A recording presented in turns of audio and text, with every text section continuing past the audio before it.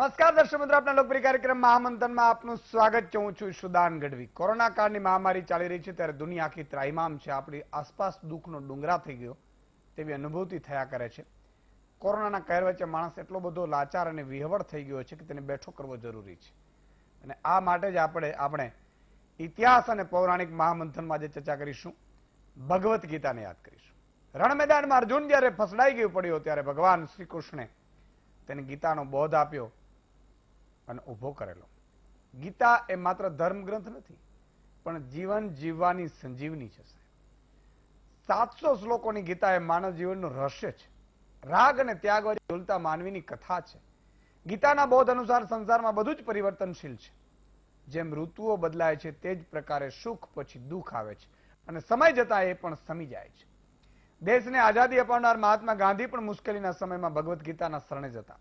આજે જ્યારે કોરોના રૂપી કુરુક્ષેત્ર સર્જાયું છે ત્યારે ગીતા બોધ થકી કોરોના કાળને હળવાનો પ્રયાસ કરીએ. મારી સાથે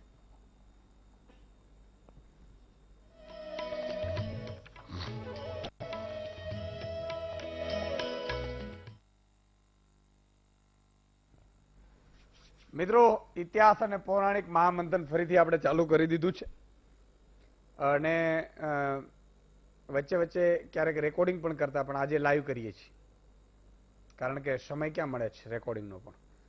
એટલે આજે મિત્રો ગીતા શું કામ મારે યાદ કરવી પડે, ગીતાને શું કામ યાદ કરવા પડે? એક તો અધૂરિયું જ્ઞાન બહુ ખતરનાક. બીજું કે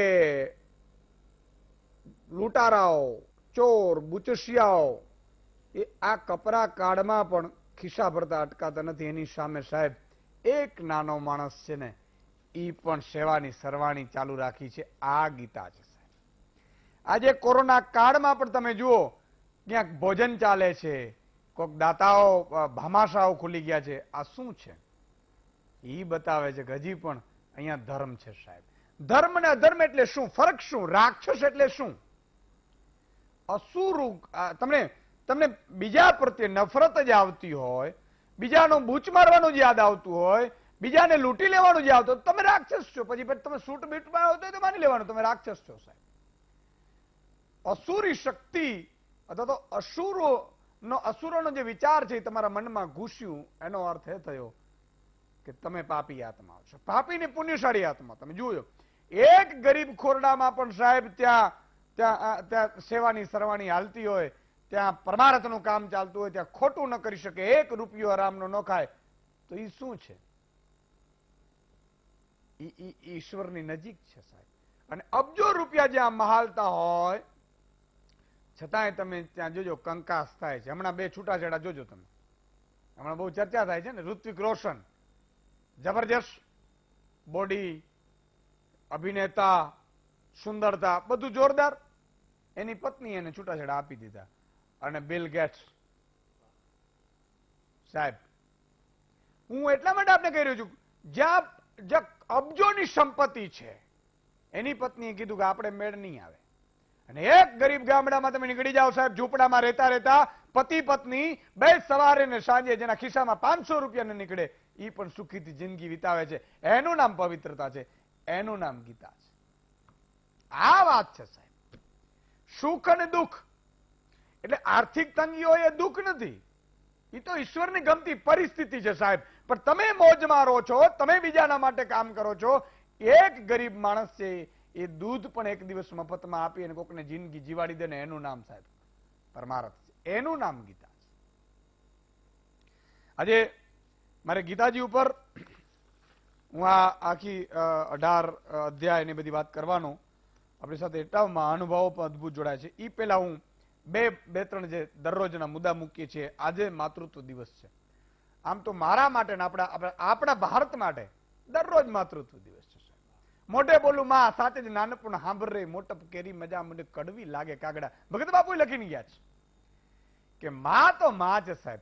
અને માના ખોડામાં સાહેબ આપણે ખૂંદતા હોઈએ. દુનિયાની કોઈ તાકાત તમને મને ટેન્શન નથી આપી શકતી. અને આજે ભલે આ સ્ટેજ હોય કે પ્રધાનમંત્રીનો સ્ટેજ હોય, માનો ખોડો તો માનો ખોડો છે. અને તુકારે ઈ જ બોલાવે. તમે જુઓ મજા કેવી છે. તુકારે બોલાવે એનો આનંદ કેવો હોય. અને ભગત બાપુ ત્યાં સુધી લખ્યું કે માતા વિનાના ઈશ્વરે જેટલા અવતાર લીધા ને સાહેબ એ પોતે પૂજાણો નથી. તો મા ઈ માં છે. આપણે તો આઠો પૂર રમલ, પણ હર ભજતા હે જ્યાં મહેશ્વર આવી મળે પણ એક જ ન મળે માં કોઈ ઉપાય કાગડા સાહેબ. માં છે ને એ ન મળે. એટલા માટે મારી વિનંતી છે સૌ યુવાનોને, સૌ લોકોને, કે માનું તમારે ઘરે જો માતૃત્વ હોય સાહેબ, એ સાસુ સ્વરૂપે પણ હોઈ શકે છે, મોટી બેન સ્વરૂપે પણ હોઈ શકે છે, માં સ્વરૂપે પણ હોઈ શકે છે. એનું માનજો, એનું ઋણ ચૂકવવાનો સમય છે. એનું માનજો સાહેબ. 2-5 વસ્તુ ખોટી પણ એમની હશે, માની લો, કે કારણ કે એ મનુષ્ય હોય, પણ તમારા પ્રત્યે એવો ભાવ નીકળવો જોઈએ કે એના હૃદયમાં પણ તમારા માટે એક કુણી લાગણી છે. સાહેબ અત્યારે છૂટાછેડાના પ્રમાણ વધી રહ્યા છે, પણ દીકરી જો દીકરી માન લો કે સાસુની જગ્યાએ માને ગોઠવી દે, દેરાણી જેઠાણીની જગ્યાએ બહેનને ગોઠવી દે, ભાઈને ગોઠવી દે દેરની જગ્યાએ, તો તમે વિચાર કરજો એનો સુખ સંસાર કેવો અમૃતમય જાય. તો આ જ વાત છે. એટલે આજે માતૃત્વ દિવસ છે. બીજું કે સાહેબ આજે પણ સુરતમાં રત્નદીપ હોસ્પિટલ 12 કલાક મૃતદેહ ના આપ્યો, બિલ ચૂકવું હોય. આવા પણ છે, નથી એવું નથી. યાર રાક્ષસ પેલામાં રાવણ હતા, મોટા મોટા શિંગડા હતા, એ બધા આપણે કઈ જોયું નથી ને ભગવાન દેખાડ્યું ને આપણે હસું તો ખબર નથી. પણ અત્યારે તમારી મજબૂરીનો લાભ લે એ કોઈ પણ ધર્મનો હોય, કોઈ પણ જ્ઞાતિનો હોય, કોઈ પણ જાતિનો હોય, કોઈ પણ તમારો સગો હોય, તમારો રાક્ષસ છે સાહેબ. મજબૂરીનો લાભ લે, બૂચ મારે, ખોટી રીતે તમને હેરાન કરે, રાક્ષસ છે. એનાથી મોટું કોઈ હોઈ ન શકે. હમણાં એક વકીલ નામે સામે નહીં, આખો પરિવાર સાહેબ આપઘાત કર્યું રાજકોટમાં, કે એને મકાન પચાવી પાડ્યું. સાહેબ મને એવું થાય છે કે ગુજરાતમાં કોઈના બાપની તાકાત ન હોવી જોઈએ મારી બહેનો દીકરીઓ અને એને ગરીબ પરિવારને કોઈ હેરાન કરી શકે સાહેબ. એવું તો મને પત્ર લખજો, છોતરા કાઢી નાખીશું. આ નેતાઓ કે કરે કે ન કરે સાહેબ, તમારો ભાઈ હજી જીવે છે. ક્યારેક મને બહુ જુસ્સો ચડે છે. આખો પરિવાર સાહેબ આપઘાત કરી લે ત્યાં સુધી એને પરેશાન કરવામાં આવે. એ વકીલને છોડવામાં ન આવે એ મારી અપીલ છે સાહેબ. એવી જ રીતે દ્વારિકામાં પણ, તમિલનાડુમાં સાહેબ કોરોનાના જે મુખ્યમંત્રીએ શપથ લીધા એમ કે સ્ટાલિન, અભિનંદન આપીએ છીએ. આપણે કોઈ માસીના દીકરા નથી થતા, પણ દુનિયાની કોઈ પણ જગ્યા ઉપર સાહેબ, માત્ર ભારત નહીં, કોઈ પણ જગ્યા ઉપર જ્યારે પણ કઈ સારું થાય ને એને સાહેબ બિરદાવવું જ રહ્યું.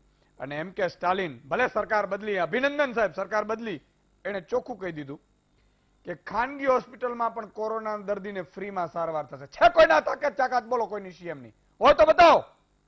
આવા સીએમ જોઈએ છે અમને, બોલો બતાવો કોઈ તાકાત કોઈ પણ ભારતના કોઈ પણ સીએમ માં હોય તો, કે પ્રધાનમંત્રીમાં હોય તો બતાવો.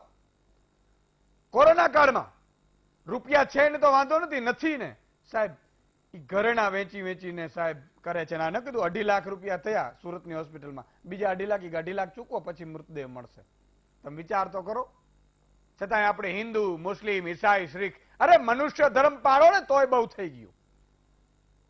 આ વાત છે સાહેબ. અને સુરતના યુવાનો સાહેબ ગામડાની મધ્ય ગયા, હોસ્પિટલો, એમ્બ્યુલન્સ ને કરોડો રૂપિયા. હું વંદન કરું છું આવા યુવાનોને. આ જ ટાઈમ છે કમાવાનો. એટલે માટે જ આ ગીતાજી માટે મેં આ કર્યું છે સાહેબ. ગીતાજી એના ઉપર અધ્યાય ઉપર આજે 18 અધ્યાય ગીતાજીના છે, 700 શ્લોક છે. મહાનુભાવોને આજે થોડુંક સાંભળીશું. મેં તો થોડું ઘણું કર્યું છે. સમજો કે પહેલો અધ્યાય અર્જુન વિષાદ યોગ, અર્જુન વિમાસણમાં પડી જાય છે કે આ બધા આપણા સંબંધી, આપણે કોઈ આ યુદ્ધ જીતીને હસ્તિનાપુર નથી જોતું, આપણે હથિયાર મૂક્યા. પણ ઈશ્વરે સાહેબ શું કીધું ખબર છે? ભગવાને કીધું. અને અર્જુન તો નિમિત્ત બન્યો છે સાહેબ. તમને ને મને જીવન જીવવાની સંજીવની જડીબુટી આપી એ ગીતા છે. પછી યુગ પ્રમાણે તમે જુઓ, આપણે ગ્રંથ વેદ ઉપર કર્યું ને, 1,96,00,000 વર્ષ જૂનું આપણું આ સનાતન હિન્દુ ધર્મ છે. 1,96,00,000 વર્ષ. પછી જેમ જેમ દેવતા થતા ગયા એમ પોતપોતાના ધર્મ અલગ અલગ કરતા ગયા, બરોબર, પણ મૂળ સનાતન. હા, ઈશ્વર ભગવાન પ્રભુ. પછી માની લો કે મુસ્લિમ ધર્મ હોય તો એ પછી મોહમ્મદ પૈગંબરે કર્યું હોય, ઈસ્તી ખ્રિસ્ત આ તે ગુરુદ્વારા આ બધું થયું, પણ આમાંથી ફંટાયેલા છે એમ શાસ્ત્રો એવું કે છે. તો અર્જુન વિષાદ યોગ, સાંખ્ય યોગ, કર્મયોગ, કર્મ સંન્યાસ યોગ, એવી રીતે બધા બધા અધ્યાય છે, વચ્ચે વચ્ચે કહેતો છે. પણ 4 મહાનુભાવો આજે જોડાયા છે. પરમ પૂજ્ય શ્રી ભૂપેન્દ્રભાઈ પંડ્યા, કથાકાર, કથાકાર અને સાહિત્યકાર, લોક સાહિત્યકાર લાખણસિંહભાઈ ગઢવી જોડાયા છે. બહુ અદભુત આજે વક્તા આપણી સાથે છે. પરમ પૂજ્ય રામેશ્વર આબુ હરિયાણી છે, ડોક્ટર રણજીતભાઈ વાઘ છે, લોક સાહિત્યકાર. 4 મહાનુભાવોનું ખૂબ ખૂબ સ્વાગત છે. અને આજે 4 એટલા માટે રાખ્યા છે કે આમની પાસેથી આજે ગીતાને સાંભળવી નથી સાહેબ, આપણે જીવનમાં ઉતારવી છે. અને જીવનમાં જો ઉતારીશું તો ગીતાજી શું છે, આપણે તો આમ તો સોગંદ તો ખોટા ખવાય છે, પણ એક સમય હતો મિત્રો કે રઘુકુળ રીત સદા ચલી આઈ, પ્રાણ જાય પણ બચન ન જાય. એ ભગવાન રામને રઘુકુળ નંદન સાહેબ એમણે જયારે કઈ કઈએ કીધું કે હવે પાછા આવી જાઓ, ત્યારે એને કીધું હતું કે ના, વચન વચન છે સાહેબ. આજે પાટલી બદલતા કે બુચસિયાઓની વાત નથી થતી, તો રાક્ષસી વૃત્તિવાળા છે.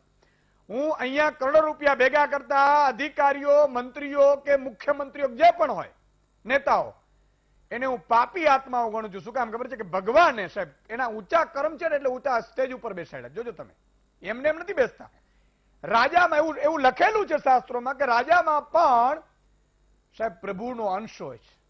એમને એમ રાજા નથી બની શકતો, પણ પછી એને ભગવાન માયામાં ફસાવે, એને સંપત્તિમાં, કોઈ સુંદરીઓમાં, એવી રીતે ભગવાન ફસાવે, ભગવાન પરીક્ષા કરે, અને આ વટલાઈ જાય અને પછી એનો પતન થાય. એનું આપણે બધા જોયું છે. પણ આ 4 મહાનુભાવોનું સ્વાગત છે. પૂજ્ય શ્રી ભૂપેન્દ્રભાઈ પાસે જઈશ. પંડ્યા સાહેબ, આપનું વીટીવીમાં ખૂબ ખૂબ સ્વાગત છે. અને આપની કથાઓ અમે ખૂબ સાંભળી છે. અને તમે બધા આટલું કરવા છતાં પણ પાપને પુણ્ય એ તો બધા રહેવાના, અસુરીને. ગીતામાં પણ ભગવાને લખ્યું છે કે ભાઈ સારા લોકો હશે અહીંયા નરસાઈ હશે, પણ ગીતાજી શું છે, ગીતાજીના આપણે જીવનમાં ઉતારવા લાયક શું શબ્દ છે, એના વિશે દર્શકોને કહેશો. ઈસુદાનભાઈ, જય શ્રી કૃષ્ણ. જય શ્રી કૃષ્ણ. અને વીટીવી ગુજરાતીના ન્યૂઝના દર્શકોને પણ ખૂબ ખૂબ શુભ ભાવના. આપે પરિચયમાં બહુ સરસ રીતે કહ્યું, પૂર્વ ભૂમિકા બાંધતી વખતે, કે કપરો કાળ ચાલી રહ્યો છે.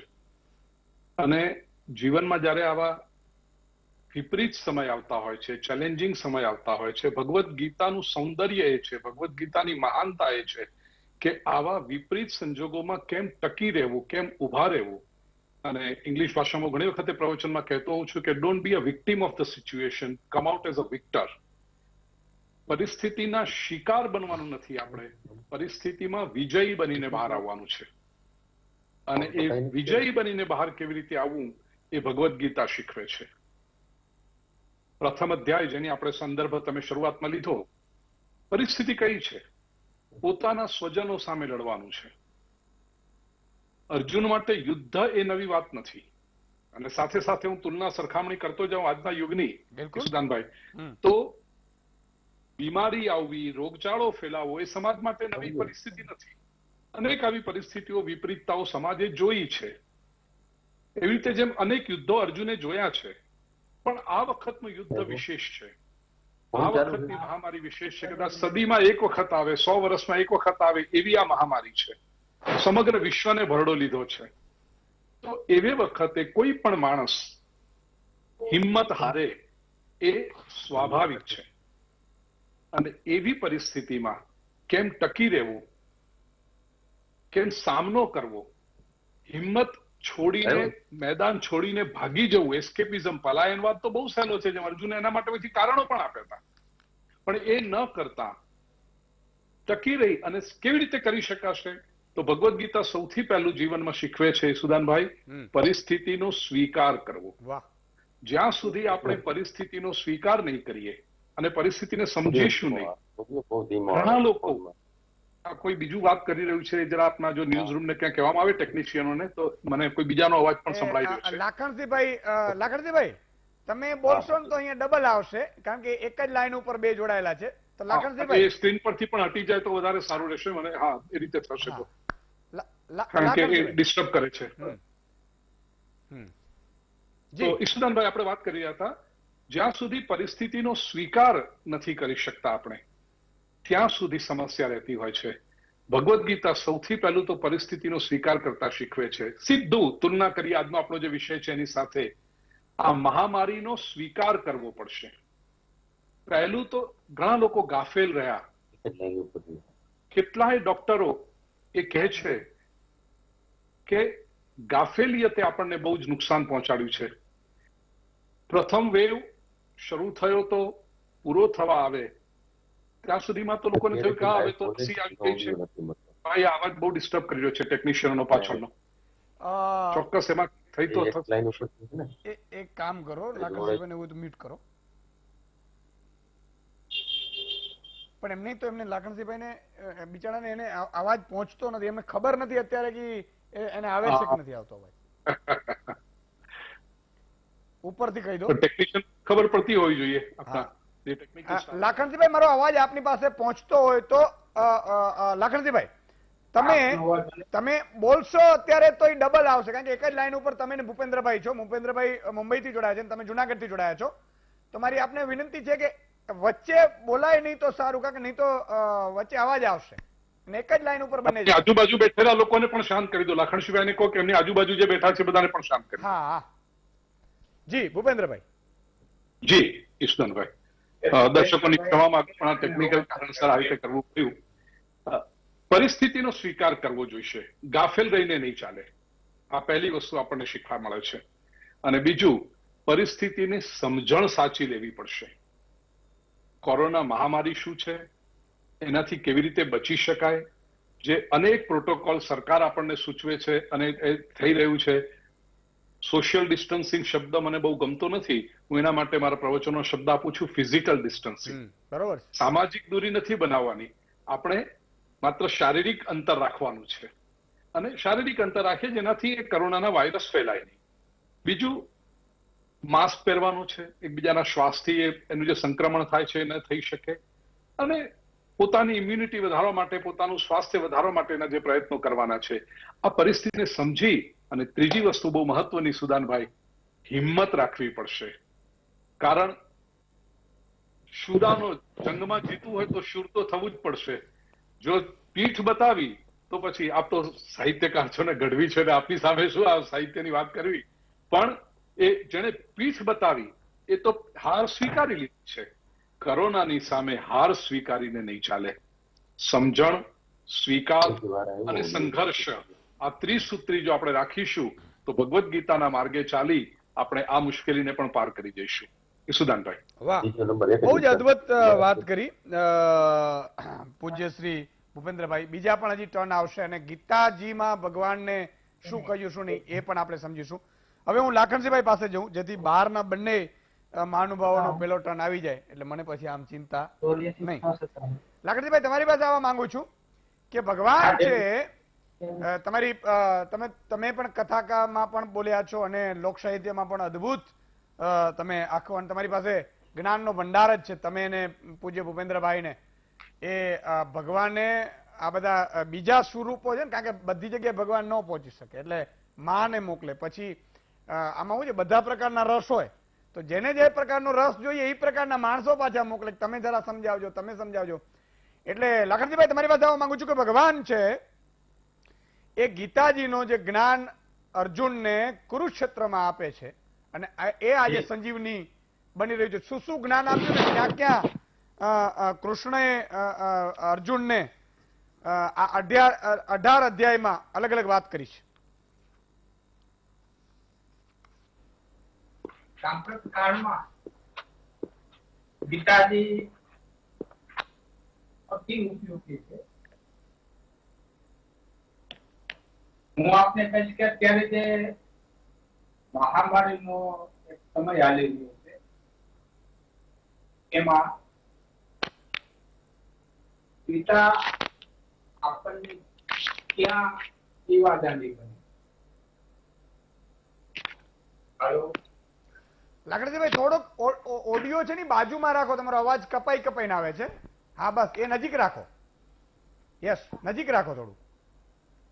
જી હા ઈશ્વરભાઈ, તો મહામારી જે અત્યારે હાલી રહી છે એના ફેલાવાના અને અટકાવવાના જે કારણો છે હા, એમાં ગીતા આપણને ક્યાં દીવાદાંડી બને?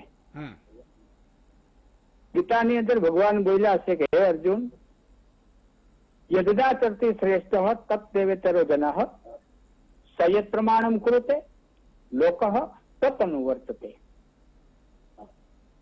આપણી દેહી ભાષામાં કહીએ તો ભગવાન કહે છે કે હે અર્જુન, મોટો માણસ જે આચરણ કરે એને જોઈ અને નાનો માણસ એને પગલે પગલે હાલે. તો મોટાના જે આચરણ, વડો, પછી ઘરનો વડો હોય, નામાંકિત વ્યક્તિ હોય, ઘરથી લઈને દેશ સુધીનો વડો હોય, આદરણીય હોય, તો અટકાવવાના કારણોમાં અને ફેલાવાના કારણોમાં મોટાએ જે ભાગ ભજવે એ ખૂબ મહત્વનો હોય છે. ભગવાન કહે છે કે અર્જુન, મોટાનું જે આચરણ છે સયત પ્રમાણમ કૃતે, એને પ્રમાણ માની અને નાનો માણસ એને પગલે પગલે હાલે. તો આ જે વિપત્તિ આવી છે, જે આપત્તિ આવી છે, તેમાં પછી વેક્સિન લેવાની વાત હોય તો ભલે અને સોશિયલ અંતર જાળવવાની વાત હોય તો ભલે, પણ શરૂઆત મોટા એ કરવી પડે એમ ગીતા આપણને કહે છે.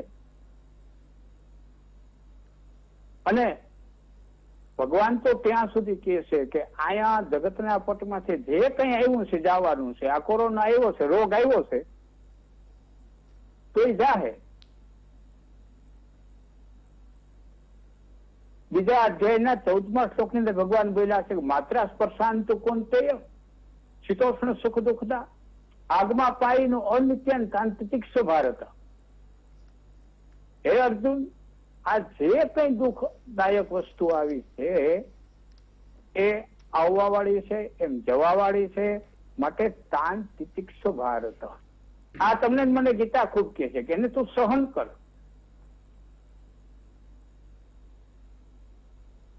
આજે સુદાનભાઈ, આપ જાણો છો અને આપને ખ્યાલ છે કે આટલા બધું સાંભળી અને માણસોના સ્વભાવ છે એ ચીડિયા થઈ ગયા છે. માણસોના સ્વભાવ છે, જોકે ગૃહ કલેશો વધ્યા છે, ધીરે ધીરે રહી અને માણસોના સ્વભાવ ક્રોધી થઈ ગયા છે. એમાં ગીતા તમને અને મને મદદ કરે છે. મારો અવાજ આવે છે ને? બિલકુલ આવે છે, બિલકુલ. હા, એમાં આટલે માણસનો જે સ્વભાવ ચીડિયો થઈ ગયો છે, ઉદ્વિગ્ન થઈ ગયો છે, એમાં ગીતા તમને મને મદદ કરવા આવે છે. ગીતા એમ કે છે કે હે અર્જુન, ક્રોધાત ભવતિ સમોહ, સમોહાત શ્રુતિ બંચો, શ્રુતિ બંચાત બુદ્ધિ નાશો, બુદ્ધિ નાશાત પ્રણશ્ય. ક્રોધમાંથી સમોહ ઉત્પન્ન થાય, સમોહમાંથી શ્રુતિનો ભ્રંશ થાય, શ્રુતિનો ભ્રંશ થતા બુદ્ધિનો નાશ થાય. બુદ્ધિનો અર્થ વિવેક કરે, સારા હાચાનો વિવેક, બોલવાનો, ચાલવાનો, ઉઠવાનો, બેહવાનો, એ વિવેકનો નાશ થાય અને બુદ્ધિ નાશાત પ્રણશ્ય. જયારે બુદ્ધિનો નાશ થાય ત્યારે બધું નાશ પામે. અહીં ગીતા તમને અને મને એમ કે છે કે વિતરાગ ભય ક્રોધ સ્થિત ધ્યેય મુનિ ઉચ્યતે. હે અર્જુન, આ બધા જે ક્રોધ છે, જે ભય છે, જે આસક્તિ છે, એમાં તું જરાક સ્થિત થાય.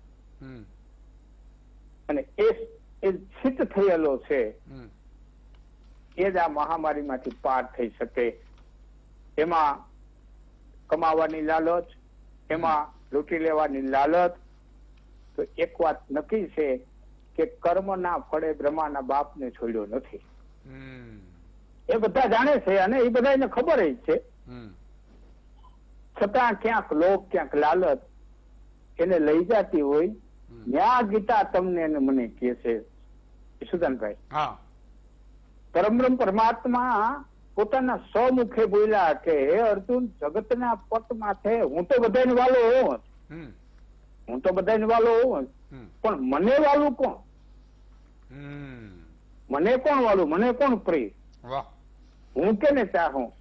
તો 12મા અધ્યાયના 16મા શ્લોકની અંદર ભગવાન કે છે કે અર્જુન, અનપેક્ષ સુખી દક્ષ ઉદાસીનો ગતવ્યથ સર્વારંભ પરિત્યાગી મત ભક્ત સમે પ્રિય.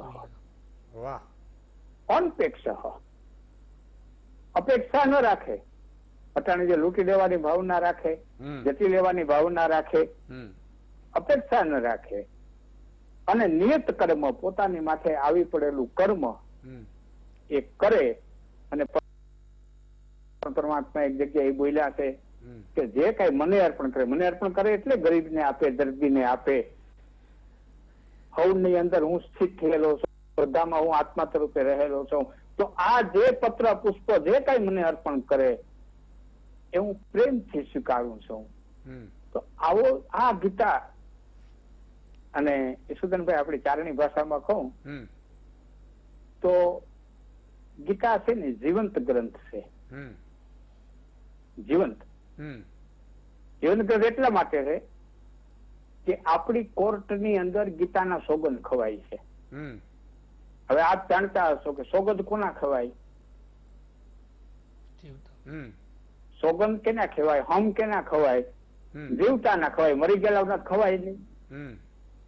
મારી હાથની પેટીએ દાદા મરી ગયા એના હમ છે તો એ કોઈ માને નહીં. જીવતા ના હમ ખાય તો માને. તો ગીતાનો સોગંદ ખવાય એનો અર્થ એ છે ગીતા જીવંત છે.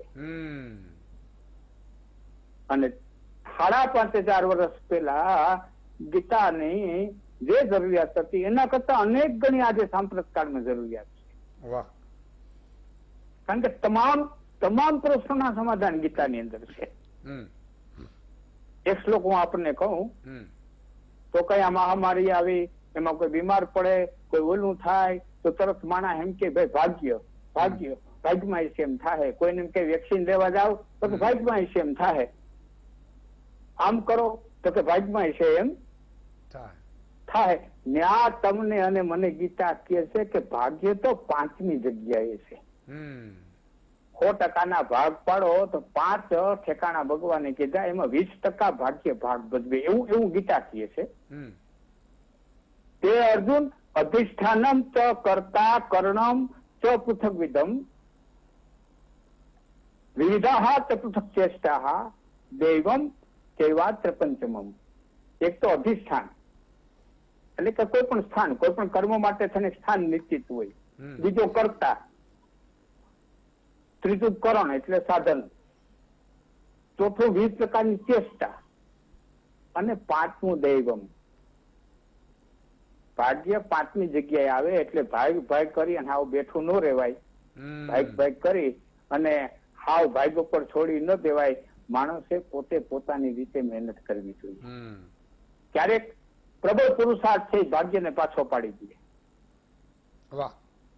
પ્રબળ પુરુષાર્થ ભાગ્યને પાછો પાડી દે.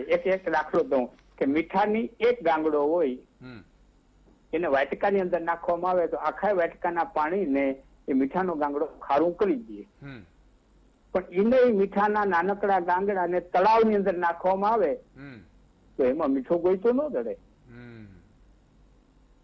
એ જ રીતે જો પ્રબળ પુરુષાર્થ તળાવ જેવડો હોય તો ભાગ્ય પાછું પડી જાય. એ ગીતા તમને મને કહે છે કે અધિષ્ઠાન, કર્તા, કરણ અને 20 પ્રકારની ચેષ્ટા, ઈ પછી ભાગ્ય 5મે સ્થાને આવે. મોરથી ભાગ્યને લઈને બેસી જવા. તો ગીતા ડગલે પગલે આ સમાજને માર્ગદર્શન આપે છે. એક એક ડગલે ગમે એવી મહામારી આવે, ગમે એવું દુઃખ આવે, પણ એમાં હિંમત કેમ આવી એ ગીતા આપે છે. બિલકુલ, બહુ જ સારી વાત લાખણજીભાઈએ કરી. હજી બીજા 2 મહાનુભાવો પાસે પણ જશું. મિત્રો, એકાદ વાત હું વચ્ચે આપને એટલા માટે કહેતો રહું છું કે ગીતાજીનું આજે મારે કેમ લેવું પડ્યું. આપણે ઐતિહાસિક ને પૌરાણિકમાં આપણે બધા લઈએ છીએ. રાજા હરિશ્ચંદ્ર લીધું છે, નરસિંહ મહેતા લીધા. આ એટલા માટે મિત્રો કે આ કર્મનો સિદ્ધાંત, જેવું તમે વાવો એવું તમે લણી શકો. આપણે અપેક્ષા શું કરી ખબર? કરવું ખરાબ છે અને પામવું ચાર્ટર પ્લેન છે. એમ ન થાય ભાઈ. કોઈએ જોયું કે બટેકા વાવ્યા અને ડુંગળી ઉગી? ન ઉગે ભલા માણસ. ઘઉં વાવ્યા અને ચોખા ન ઉગે, ઘઉં વાવ્યા હોય તો ઘઉં જ ઉગે ભાઈ. અને તમે કાંટા વાવ્યા હોય ને તો કેરીઓ ક્યારેય ન થાય.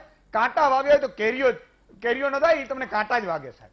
એટલે કહેવાનો ભાવાર્થ એટલો છે સાહેબ કે જેવું તમે કર્મ કરશો એવું તમે પામશો. ગીતાના 18 અધ્યાય છે. પ્રથમ અધ્યાય અર્જુન વિષાદ્યો, જેમાં અર્જુન હાથિયા રેઠા મૂકી દે છે, ભગવાન કે ઉભો રહે. એમ તું નીચે મૂકે એમ હાલે ભાઈ? હે, તમે જોજો, આ નાટકીય રંગમંચ છે આખું જિંદગીનો સાહેબ. 3 કલાકની આ ફિલ્મ છે ને એમાં સારું પાત્ર જો ભજવી જાય એક કેરેક્ટર, નટ કે નટી, તો એ ડિરેક્ટરને ગમે કે આહા, એને જોનારને ગમે, આનંદ આપે. તો તમે હું સાહેબ આ જિંદગીની 3 કલાકની ફિલ્મ છે એમાં સારું પાત્ર ભજવી જોઈએ તો પરમપિતા અખિલ બ્રહ્માંડની કંપનીના માલિક ઈશ્વરને કેવું ગમે? હમણાં જ વાત કરી કે લાખણસિંહભાઈએ કે એને કોણ ગમે સાહેબ? જેને અપેક્ષા વગરની કામ કરતો ઈ ભગવાનને ગમે. બુચસિયાઓ ન ગમે. બુચસિયાઓમાં આપણે અભિભૂત થઈ જઈએ કે આ કરોડપતિ છે, ગામનો બૂચ મારીને કરોડપતિ થાય છે, જુઓ તો ખરો. એટલે એ ન ગમે. બીજો અધ્યાય સાંખ્ય યોગ. આમાં પ્રાચીન સન્માનિત પરંપરાઓના તર્કનું વર્ણન કરીને ઈશ્વર અર્જુનને સમજાવે છે. ત્રીજો સાહેબ कर्मयोग, तीसरे अध्याय में सांख्य की व्याख्या. बराबर? આવી રીતે 18 અધ્યાયનું વચ્ચે વચ્ચે આપણે કહેતો રહીશ, પણ મને એક જે અધ્યાય ગમે છે ઈ છે સાહેબ, એક તો છેલ્લો મોક્ષનું અને બીજું વચ્ચે છે આપણે નહીં અને વિરાટ સ્વરૂપનું દર્શન કરાવે છે ભગવાન. યદા યદા હિ ધર્મસ્ય ગ્લાનિર્ભવતિ ભારત અભ્યુચ્યતાનમ ધર્મસ્ય તદાનમેન સૃજામયમ. જ્યારે જ્યારે સાહેબ ધર્મની હાનિ થશે ને ત્યારે ઈશ્વરને આવવું પડે છે. એટલે એ વાત છે. પૂજ્ય રામેશ્વર બાપુ પાસે આવીશ કે રામેશ્વર બાપુ તમે પણ ગીતાના એ વર્ણનની વાત કરો જેમ ભૂપેન્દ્રભાઈએ કરી, લાખણસિંહભાઈએ પણ કરી અને તમે પણ, કે ગીતામાં ઈશ્વરે આ એક શું કયા દાખલા સ્વરૂપે જેથી આપણને આજે પણ એ ફળીફૂટ થાય. સૌ પ્રથમ આજે માતૃ દિવસ છે ત્યારે માં ગીતાના ચરણોમાં પ્રણામ કરું. પૂજ્ય ભૂપેન્દ્રભાઈ આપણી સમક્ષ છે. ગીતાના મૂર્ધન્ય પરમ વક્તા છે. વર્ષોથી ગુજરાત કન્વેન્શન હોલમાં એમનું ગીતા પ્રવચન થાય અને આજે જ ભાઈશ્રીનું પૂજ્ય ભૂપેન્દ્રભાઈનું બપોરે યુટ્યુબમાં પ્રવચન સાંભળી રહ્યો હતો. આપને પ્રણામ કરું. વિશેષ લાખણસિંહભાઈએ પણ એની વાત બહુ સુંદર રીતે મૂકી. હવે ગીતાની વાત છે, તમે એક શ્લોકથી શરૂઆત કરી કે વિરાટ રૂપનું દર્શન. ગીતા એક પવિત્ર ગ્રંથ છે, આપણે વર્ષોથી કહેતા આવ્યા છીએ, પણ ગીતાને બોલવા એટલે કહેનાર અને ગીતા સાંભળનાર એ કેટલા પવિત્ર છે સુદાનભાઈ, કે એક કહેનાર વ્યક્તિ પણ એટલી પવિત્ર અને સાંભળનાર પણ વ્યક્તિ પવિત્ર કે આજે 5,500 વર્ષ થયા તેમ છતાં એ પવિત્ર વાતને આજે આપણે વાગોળવી પડે છે. ઘણીવાર મને એમ લાગે છે કે કૃષ્ણ દ્વારા જે કહેવાયું છે અથવા તો કૃષ્ણ દ્વારા જે કુરુક્ષેત્રમાં બોલાયું છે એ કેવલ શબ્દ નથી, પણ એ શબ્દ પરમાત્માનું એક સ્વરૂપ છે. ગીતા વિશે ઘણું બધું ઘણી બધી ભાષાઓમાં લખાયું છે, ઘણું બધું બોલાયું છે, પણ આપણે ત્યાં મોટા ભાગે એવું કહેવાય છે કે ગીતા એ જ્ઞાનનો ગ્રંથ છે. હવે વાત એ સાચી છે, પણ એક વાત એ પણ સ્વીકારવી રહી આપણે કે ગીતાને તમે જેવા ભાવથી, જેવા એંગલથી, જેવી રીતે જોશો રણજીતભાઈ, છેવાડાનો માણસ, ઝૂંપડામાં રહેવાનો માણસ એ ગીતાને એવી રીતે જોશે તો એને એવી રીતે દ્રષ્ટન થશે.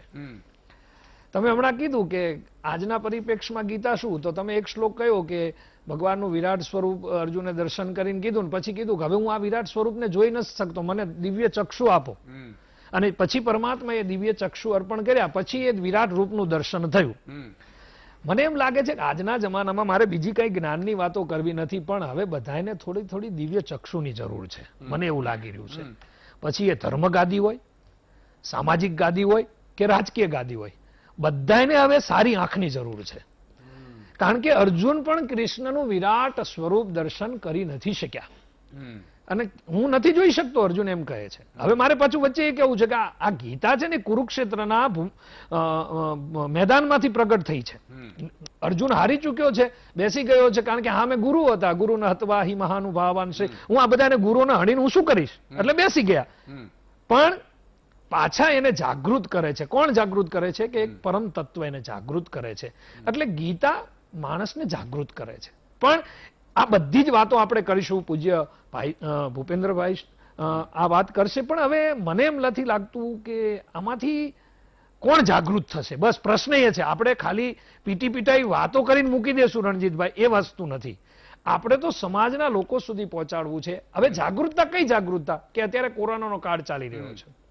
હું અપેક્ષા રાખીશ પૂજ્ય ભૂપેન્દ્રભાઈ પાસે નેક્સ્ટ રાઉન્ડમાં કે એ વધારે લોકોને જાગૃત કરી શકશે. પણ મારે એક વસ્તુ આજે છેલ્લે કહેવી છે કે મને એમ લાગે છે કે ગાંધીજીને યાદ કરું.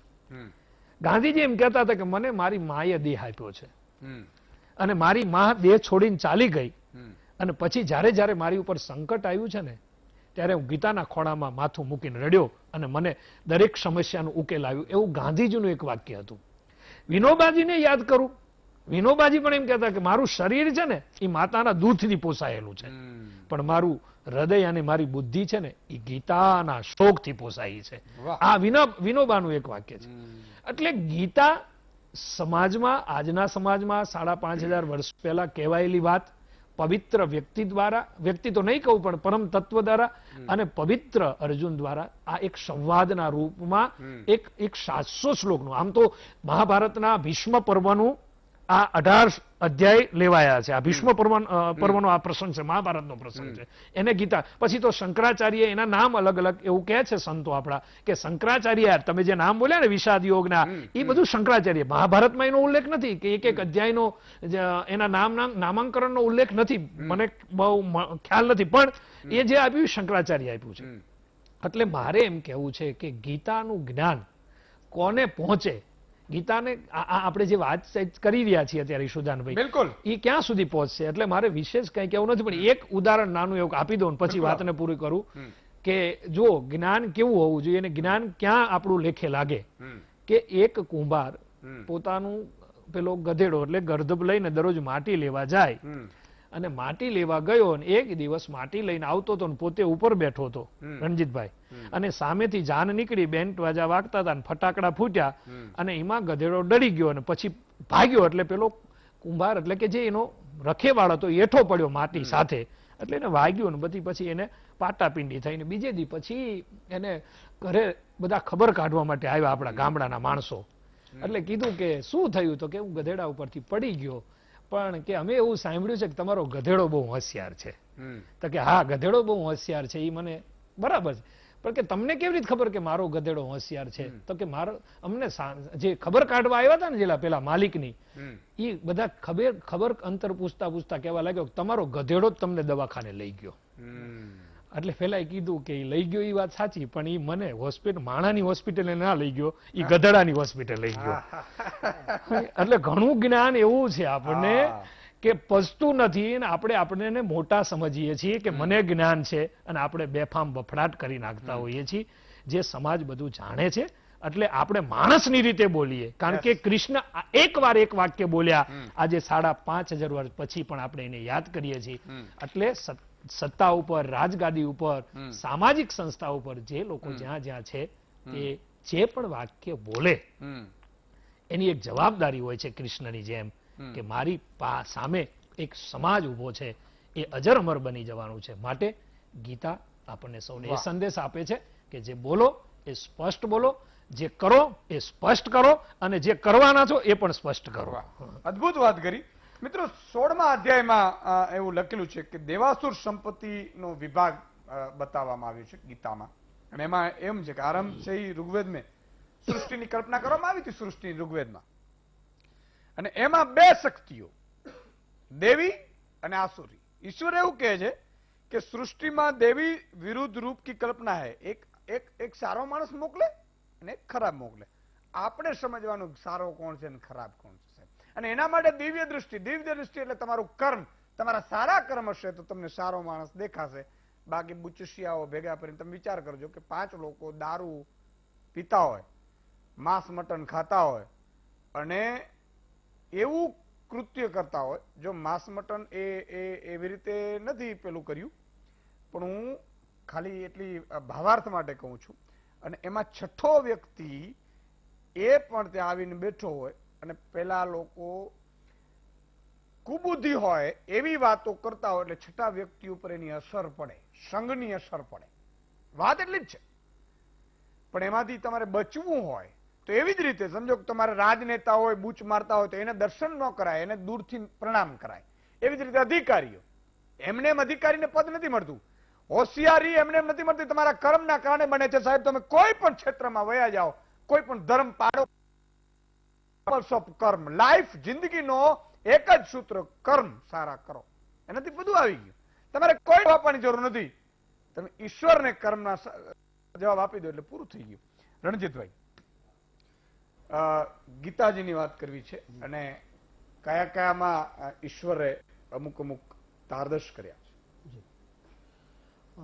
સૌ પ્રથમ તો આજના દિવસે આ માતૃ દિવસ છે એટલે વિશ્વની તમામ માતૃશક્તિને વંદન. બીજું, આજનો દિવસ એ હિન્દુઓ શાલિગ્રામ શુરવીર મહારાણા પ્રતાપસિંહજી એમનો જન્મદિવસ છે. એટલે એ મહાન દેશભક્તિ યોદ્ધાને અહીંયા વીટીવીના માધ્યમથી એમના ચરણોમાં વંદન. મારા તમામ વડીલો અહીંયા મારી સાથે આ મંચ ઉપર છે એટલે પૂજ્યપાદ ભૂપેન્દ્ર પંડ્યાજીને પણ વંદન. લાખણજીભાઈને તો મેં ખૂબ સાંભળ્યા છે અને એમને ખૂબ સેવ્યા છે, એમ કહું તોય ખોટું નથી. અમારા બેયનું વતન એક એટલે મારી કોઈ પણ સમસ્યા હોય તો અર્જુન જેમ પોતાની સમસ્યાઓ કૃષ્ણની પાસે લઈ અને જાતો, એમ હું મારી સમસ્યાઓ લઈ અને લાખણજીભાઈ પાસે ગયો છું લોક સાહિત્યના વિદ્યાર્થી તરીકે. લાખણજીભાઈને વંદન. પૂજ્ય રામેશ્વર બાપુ એમની સાથે પણ ખૂબ વિષયોમાં જ્યારે પણ કંઈ અટકું ત્યારે એમની પાસે ગયો છું, એમને પણ વંદન. ઈશુદાનભાઈ જેવો વિદ્વાન ચારણ, એટલે આ તમામ વિદ્વાનોની હાજરીમાં મારે બોલવાનું છે ત્યારે સૌથી અઘરી મનસ્થિતિ એ મારી હોય, જેવી અર્જુનની કુરુક્ષેત્રના રણ મેદાનમાં હતી એવી મનસ્થિતિ મારી હોય. પણ ગીતાના 18 અધ્યાય દ્વારા અર્જુનના તમામે તમામ પ્રશ્નોનો જેમ કૃષ્ણએ જવાબ આપી દીધો એમ આ વિદ્વાનોનું વક્તવ્ય મારી પહેલા થઈ ગયું એટલે એમાંથી મને મારા ઘણા જવાબો મળી ગયા છે. અને હું લોક સાહિત્યનો કલાકાર છું એટલે હું એક દ્રષ્ટાંતથી આખી વાત સમજાવું કે ગીતાજીનું મહત્વ શું છે. અમારા કાર્યક્રમોમાં નિત્ય બોલાતી અતિશોક્તિ અલંકાર વાળી આ એક વાત છે. એ મુસ્લિમ પ્રદેશમાંથી એક યોદ્ધા આવેલો, ભારત ઉપર આક્રમણ કરેલું અને એ વખતે એ મુસ્લિમ યોદ્ધો, એ મુસ્લિમ સૂબો, એનું મોત થયું અને એના સમાચાર જ્યારે એના ઘર સુધી, એના પત્ની સુધી પહોંચ્યા ત્યારે 5 વર્ષની ઉંમરનો એનો બાળક હતો. બાઈને ખબર પડી કે હું બેવા થઈ ગઈ છું એટલે શ્વેત વસ્ત્રોને ધારણ કરી લીધા, ઘરના એક ખૂણામાં તસબી લઈ અને બેસી ગઈ. અહોરનિશ પાક પરવરદિગારને યાદ કરે અને 5 સમય એની નમાઝ પડે. 5 વર્ષની ઉંમરનો બાળક છે એટલે કાયમ એની માને મળવા માટે આવે. 12 આંખને 2 બાજુથી પકડી અને 5 વર્ષની ઉંમરનો બાળક એની માને પૂછે કે અમ્મા અંદર આવું ક્યાં? એની માં નકારમાં માથું હલાવે એટલે દીકરો નીકળી જાય. આનો આ ક્રમ 15 વર્ષ સુધી ચાલ્યો. આડોશી પાડોશીએ એ દીકરાને ઉછેરી અને મોટો કર્યો. પણ 20 વર્ષની ઉંમરનો એ દીકરો થયો ને ત્યારે લશ્કરમાં ભરતી થયો. લશ્કરનો ગણવેશ એને ધારણ કર્યો, લશ્કરના હથિયારો હાથમાં આવ્યા અને પછી ગણવેશ અને હથિયારો સાથે પોતાના ઘેર આવ્યો. 15 વર્ષથી કાયમ આવતો હતો, પણ કાયમ આવતો હતો એમાં કંઈક ફેર હતો અને આજે આવ્યો એમાં કંઈક ફેર હતો. કારણ કે લશ્કરનો ગણવેશ અને લશ્કરના હથિયારો એ એના મગજ ઉપર હાવી થઈ ગયા હતા. એટલે આજ સુધી આવતો ને તો બહુ પ્રેમથી પૂછતો કે અમ્મા અંદર આવું ક્યાં? પણ આજે જયારે આવ્યો ને ત્યારે એને અધિકારના ભાવથી પૂછ્યું કે અમ્મા અંદર આવું ક્યાં? 15 વર્ષથી નકારમાં માથું હલાવતી માએ આજે પહેલી વખત હકારમાં માથું હલાવ્યું. ઉંમરને ઓળંગી અને દીકરો અંદર આવ્યો. 15 વર્ષે માં અને દીકરો મળ્યા ને એટલે પોતાના દીકરાને ભેટી ગઈ, ચૂમીઓ મંડી લેવા. અને ત્યારે એ 20 વર્ષની ઉંમરના દીકરાએ કીધું કે અમ્મા મેરે વાલિદ जिस रास्ते पर गए थे उसी रास्ते पर जा रहा हूं. એને આશીર્વાદ આપવા માટે થઈ અને માએ એક સંદૂક, એક પેટી મોટી હતી બતાવી કે બેટા વો સંદૂક ખોલો. એ સંદૂક ખોલી, એની અંદર એક નાની એવી પેટી હતી. એ પેટી દીકરાના હાથમાં આપી અને કીધું कि जब तुम्हारी जिंदगी और मौत दोनों के बीच 4 सांसों का फासला हो उस वक्त इसे खोल के देख लेना. એ સંદૂકને લઈ પોતાની ભેટમાં મૂકી અને દીકરો એની માને મળી અને નીકળી ગયો. એ એનો બાપ જે રીતે આવ્યો તો એ જ રીતે હિન્દુસ્તાનમાં આવ્યો. ઉત્તરાંચલના ભાગમાં રાજપૂતો સાથેનું એનું યુદ્ધ થયું ને એમાં ઘોડા ઉપર બેઠેલો આ સુબો અને હાથી ઉપર બેઠેલા એક રાજપૂત યોદ્ધાએ પોતાના હાથમાં પટ્ટો નામનું હથિયાર હતું, એ પટ્ટા નામના હથિયારથી ઘા કર્યો અને આ મુસ્લિમ યોદ્ધાના માથામાં બરોબર વાગી. પોતે બચાવી તો ગયો પણ માથાની એક ડાગલી નીકળી ગઈ. પોતાનો સેનાપતિ ઘવાણો છે એટલે સેનાના એના અંગત માણસો હતા, એને એને ચારે બાજુથી કવર કરી લીધો. એને એક સુરક્ષિત જગ્યાએ લઈ ગયા, એને પડદે રાખી અને દવા દારૂ ચાલુ કર્યા. એ દવા તો ચાલુ થઈ પણ આ યોદ્ધાને નક્કી થઈ ગયું કે હવે આમાં લાંબુ જીવાય એમ નથી. એટલે એની માના શબ્દો યાદ આવ્યા કે જ્યારે જિંદગી અને મોત બેયની વચ્ચે 4 શ્વાસ બચ્યા હોય ત્યારે આ સંદૂક ખોલજે. એના સાથી મિત્રો જે હતા એને કીધું કે વો છોટી સંદૂક હે વો દેના. એ નાની એવી પેટી હતી, એના હાથમાં આપી. પેટી એને ઉઘાડી, એની અંદર એક પુસ્તિકા હતી. પુસ્તિકાને લઈ એના ઇસ્લામના રિવાજ પ્રમાણે ચુંબન કરી, 2 આંખે અડાડી, માથે અડાડી અને મૂકી દીધી. અને મૂકીને એ પછી એને જિંદગીના 4 જ શ્વાસ બચ્યા હતા પણ એનું શરીર હારું માંડ્યું થવા, એને રિકવરી મંડી આવવા અને એ માણસ સાજો થઈ ગયો. સાજો થઈ ગયો ને ત્યારે એક પરિસ્થિતિનું નિર્માણ થયું કે ન તો એ પુરુષમાં કે ન તો સ્ત્રીમાં. પછી તાલોટા પાડતો હતો અને એ તાલોટા પાડતા પાડતા એણે એમ કીધું कि अब मुझसे और कुछ नहीं हो सकता, હવે મારાથી કાંઈ નહીં થઈ શકે. અગર अब मुझसे कुछ हो सकता है तो श्री कृष्ण की भक्ति हो सकती है. 2 મંજીરા લઈ અને ગોકુલ, મથુરા અને વૃંદાવનની ગલીઓમાં એ નીકળી ગયો. અને ઇતિહાસ સાક્ષી પૂરે છે કે કોઈ મુસ્લિમ કવિએ સૌથી વધુ કૃષ્ણ ભક્તિના પદો લખ્યા હોય ને તો આ કવિએ લખાતા. એ કવિનું નામ એટલે રસખાનજી. શેષ મહેશ ગુણેશ દિનેશ સુરેશ જુજાહી નિરંતર ધ્યાવે, જાહી અનાદિ અનંત અખંડ અછેદ અભેદ સુભેદ બતાવે, नारद से सुख व्यास रटे अरु मूढ़ हिये रसखानी कहावे, तो ताही के आहिर की छोहरिया छछिया भरी छाछ पे नाच नचावे. આવા અસંખ્ય કૃષ્ણ ભક્તિના પદો, ગીતો અને સવૈયાઓ એ જેમણે લખ્યા ને એ રસખાનજી. પણ રસખાનજીના જીવનનો પલટો થયો ને એ એક પુસ્તિકાના દર્શન માત્રથી થયો હતો. અને એ પુસ્તિકાની ઉપર આટલા જ શબ્દો લખેલા હતા, શ્રીમદ ભાગવત ગીતા. એકમાત્ર ગીતાજીનું દર્શન કરવાથી જો એના જીવનનો પલટો થઈ જતો હોય તો આપણે તો એનું વાંચન, એનું મનન કરનારા માણસો છીએ. એટલે આપણને આપણા જીવનના તમામ પ્રશ્નો, એના જવાબ એ આ ગીતાજીમાંથી 100% મળે. કર્મનો સિદ્ધાંત, મોહ ત્યાગ, આ તમામ બાબતો એ આપણને ગીતાજી સમજાવે છે. અને એ ગીતાનો ગાયક એ પૂર્ણ પુરુષોત્તમ. આપે જેમ કીધું ને વિરાટ સ્વરૂપ, શરીરે ધેરા લાલ પીતમ સુવાઘા, પચરંગ ટેઢી ધરી શીશ પાગા, વેળા ઓડ માથે ખુલા કેશ વાંકા, જોતા નારીયું વારણા લીધ જાકા, કેડે કટારા ભેટ બાંધી કસીને, 16 કળાએ તેજ જેવું શશીને, ભુજા ચતુર જોર આજાન ભારી, અને નમો શંખ ચક્ર ગદા પદ્મધારી. શંખ ચક્ર ગદા અને પદ્મને ધારણ કરનારો, ગીતાનો ગાયક, મહાભારતનો નાયક, પૂર્ણ પુરુષોત્તમ શ્રી કૃષ્ણ ચંદ્રમણીએ પોતાના શ્રીમુખે આપણને જે જ્ઞાન, જે અર્જુનને જ્ઞાન આપ્યું હતું એ જ્ઞાન આજની તારીખે આ મહામારીની વચ્ચે જીવન જીવવાની જડીબુટી રૂપે આપણા માટે સાબિત થાય એ ફેર વિનાની વાત છે. મિત્રો, સતયુગમાં ભગવાનને આવવાના મારું જ્ઞાન છે થોડુંક બહુ આમ નાનું, તો આ બધા વિદ્વાનો પાસે શું આમ કચુંબર જેવું કહેવા પણ નાનું એક વાત છે કે સતયુગમાં પ્રભુને આવવાની જરૂર નથી પડતી. કારણ કે સંપૂર્ણ જીવ છે એ પરમાર્થ માટે વિચારે છે, પહેલા તમે, પહેલા તમે, પહેલા તમે. એટલે પ્રભુએ આવવું ન પડે. પણ બીજો યુગ એટલે તેત્રા યુગ એટલે ભગવાન રામે આવવું પડ્યું. પણ ત્યાં મર્યાદાઓ હોય, ત્યાં 20-30% બુચસિયાઓ હોય, 50-100% બુચસિયા ન હોય. સમજ્યા? એટલે ભગવાન છે એ મર્યાદામાં રહી શકે. એટલે ભગવાન રામનો બીજો અવતાર એટલે મર્યાદા પુરુષોત્તમ. પ્રભુએ ઘણા બધા અવતાર લીધા સાહેબ, પણ મા વિનાને લીધા ને એમાં એટલા પૂજાયા નથી. અને પછી દ્વાપર યુગ એટલે ભગવાન કૃષ્ણ, અને કૃષ્ણ એટલે સાહેબ પૂર્ણ પુરુષોત્તમ. એને જે પણ કરવું પડ્યું એ બધું કર્યું, કારણ કે એ દ્વાપર યુગ હતું. અને પછી એને જયારે ભાલકા તીર્થે સાહેબ કર્મનો સિદ્ધાંત વારંવાર કહું છું કે અખિલ બ્રહ્માંડના કંપનીના માલિકે જો આ દેહ ધારણ કરવું પડતું હોય અને એણે પણ જો કૃષ્ણ અવતારમાં ભાલકા તીર્થમાં તમે જાઓ એટલે ભગવાન આમ કરીને સુતા છે મૂર્તિમાં. શું કામ ખબર છે? પારધીના હાથે એ છેલ્લે દેહ છોડ્યો હતો. એ દ્વાપર યુગનો અંત અને કલયુગની શરૂઆત સાહેબ.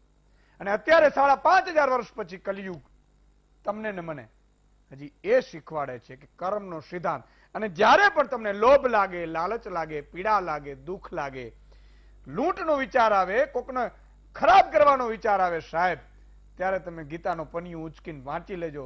જો એ ખરાબ વિચાર એ સમય પૂરતું જો ન નીકળી જાય તો તમે યાદ કરજો મને. એક નાનકડા વિરામ બાદ આવીએ છીએ.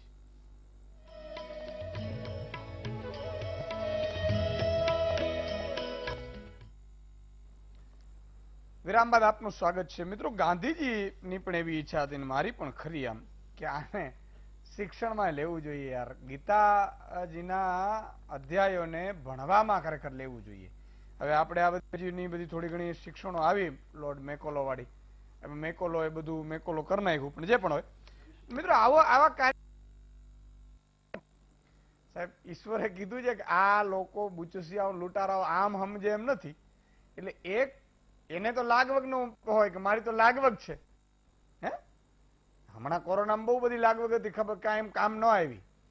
એટલે ઈશ્વરે એવું કીધું કે આનો કોઈ થોડુંક કે ભાઈ મેં મારી મૃત્યુલોકમાં અમે પોતે ભોગવ્યું છે એટલે તમારે ભોગવવું પડશે. એ કે થોડા ઘણા સુધરે લૂંટારાઓ બધા, એ દરેક જગ્યાએ હોય, એ પછી ગમે ત્યાં હોય. હા, એમ્બ્યુલન્સની કાળાબજારી કરતા હોય એ લૂંટારો જ કહેવાય.